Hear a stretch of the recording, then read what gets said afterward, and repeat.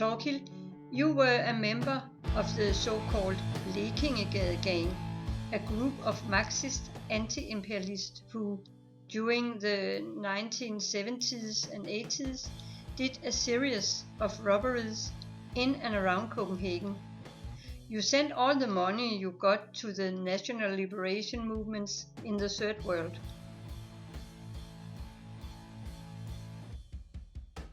In 1989 you were arrested and thereafter spent several years in prison.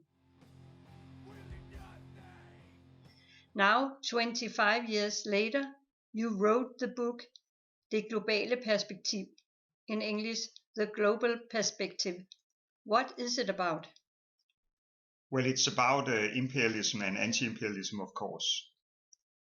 The book is divided into three main parts: history, economy, and political praxis.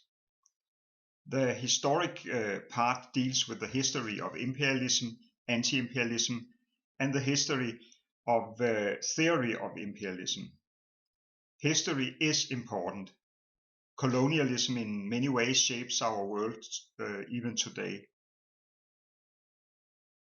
The division of the world into rich and poor countries, and the racism has its roots in colonialism. The history of anti-imperialism is equally important for the development of new strategies. In the political economical part, I deal with the dramatic changes in global capitalism. In the last decades, millions of new proletarians have been created in the South and included in global capitalism. Up to 80% of the world's industrial workers are now located in the global South. It is no longer a periphery, but the central driver in global capitalism. New forms of imperialism has developed with this globalization of production. The world is more and more divided into a part which produces and into a part which consumes. Knowledge of how imperialism works is essential for developing an anti-imperialist strategy. However, the political part of the book is the most important. I describe some major social forces both in the South and the North and their policies. Based on that analysis, I try to answer the important question, what can anti-imperialists in our part of the world do? The book's emphasis are on political actors and our strategies. It is a book written by an activist for activists. Global capitalism is heading into a deep structural crisis in the coming decades.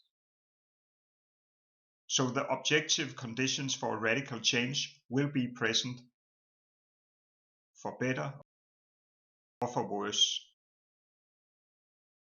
The outcome depends on us, the subjective forces. If you had to summarize the book's most important message in a sentence or two, what would you say? First of all, it's necessary to have a global perspective to understand how capitalism works and for the development of an effective anti-imperialist strategy. Second, this strategy must be radical. Reformism cannot solve the social and environmental problems in a global perspective. Therefore, radical social upheaval is becoming the art of the possible.